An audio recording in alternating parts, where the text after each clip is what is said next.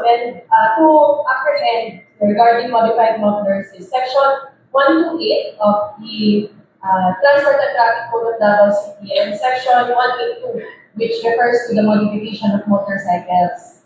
So for this muffler regulation ordinance, this will repeal the provisions of the Transport and Traffic Code and insert new provisions. For example, meron na tayong definition of terms na wala sa ordinance before. We define the term aftermarket, we define kung unsa man yun ang mga illegal modifications, unsa ng kalkal, unsa ng bora-bora. We also have a procedure that should step-by-step kung saan pag-inspect before apprehension. Kaya ka naman po ang lingon sa mga riders na wala sila kabaluod sa itan amon. So karon clear na step-by-step kung unsa yun para pag-abot sa apprehension, ang rider is nakabalo sila kung unsa ginabuhat sa apprehending officer. Gidungan po nato na appeal na ang sa coverage dili lang motorcycles, appeal na po ang mga sakyanan, mga 4-wheeled and 3-wheeled vehicles will also be included as long as they have a muffler and exhaust system. We also included mga business owners. So, mga business owners na nag-hatag o kalkal or bora-bora services, bawal na siya. Pero under this ordinance. So, daghan pa siya, i-go through na lang na ito. That's okay with the media. So, this is still a proposal. So, dili pa rin siya final ang i-assert na ito ni basically ka mga riders na sobrang kalipay, umadayon, mag-modify na sila mga mufflers. Wala doon sa nato na ma-approve ni siya. Kaya as of now, we are still implementing the current Transport and Traffic Code. So once this is approved, saka pa siya ma-implement yun na ito. So sa definition of terms, we have the definition of the aftermarket muffler. And any muffler or exhaust system or component which is installed by after original manufacturer registration, which is from the original equipment manufacturer or any other manufacturer. So, pwede sa mga local manufacturer, local muffler shops, as long as the attached muffler or exhaust system is, number 1, compliant with existing LTO standards. So, natay mga LTO standards na po, kung sa lang kadako, kung sa ang decibel range, kung sa ang compliance Clean Air Act, based on existing LTO standards, kato ang ilahang i-comply. And 2, dapat kaning mga aftermarket or modified mufflers walay illegal modifications as defined in this ordinance. So, unsa ba yung illegal modifications? First, itanggal ni mga muffler. National law na bawal yun, magtanggal ng muffler.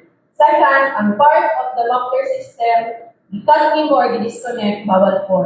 I-replace ni mo ang part or any component of the muffler system with components not conforming to existing LTO standards, bawal din.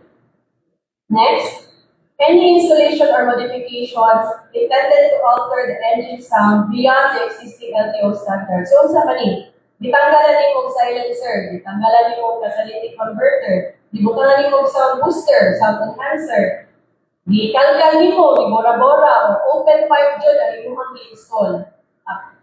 Sa national law natin, bawal yan sa ordinance, bawal pa rin talaga yan. And finally, any muffler other than those compliant with LTO standards. Kung sa may wala na mo nabutang diri, basta di siya compliant sa LTO standards, it's a violation under this ordinance. So, kung sa itong mga prohibited acts, of course, first, mag-operate ka vehicle na walay muffler, tag ang muffler, disconnected ang muffler, or ito akong gingon, nag-operate ka vehicle na illegal modification. So, bawal gihapon ang kalkal, bora-bora, open pipe, or drag pipe.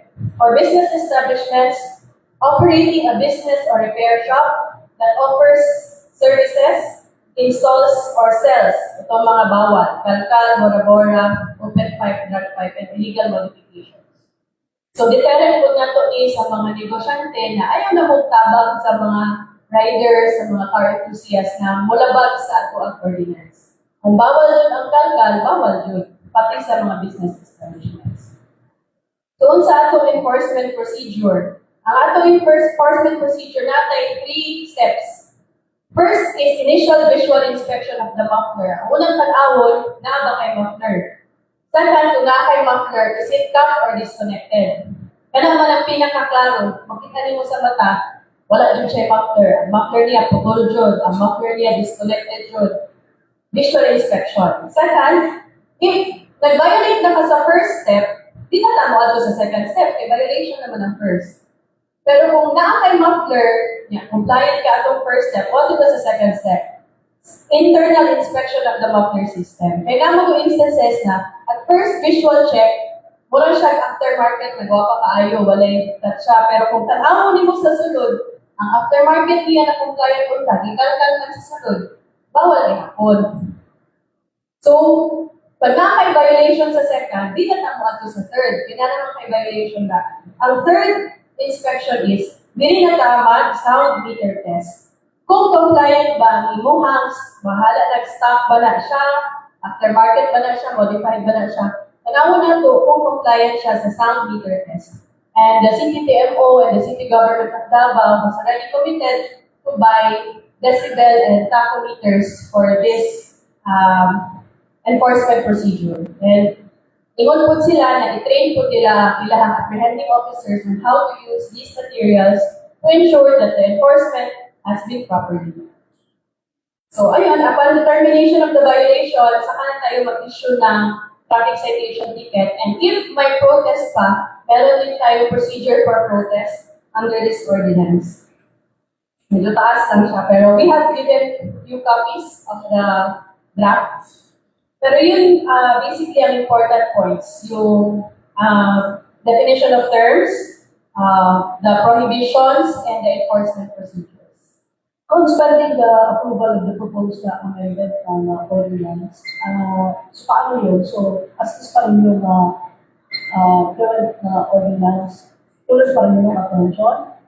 Upon discussion with the CTTMO, they have referred the matter to the OIC of the CTTMO. No, wala pa tayong go signal ngayon, pero sabi naman ng CTTMO, pwede naman sila mag-lay low sa apprehension ng aftermarket. Pero yung kalkal, bona-bona, open pipe, padayon lang dyan di hapon sa pagkastricto. Kaya kani, bawal man dyan siya according to the national law. Ang potential lang man nato is aftermarket modified mufflers.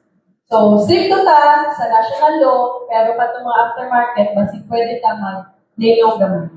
Pero that is not of course to mean na pwede lang ninyo i-modify daan yung mga mufflers, kaya di pa man ipasado ang ordinance na draft pa lang. Nakay timeline.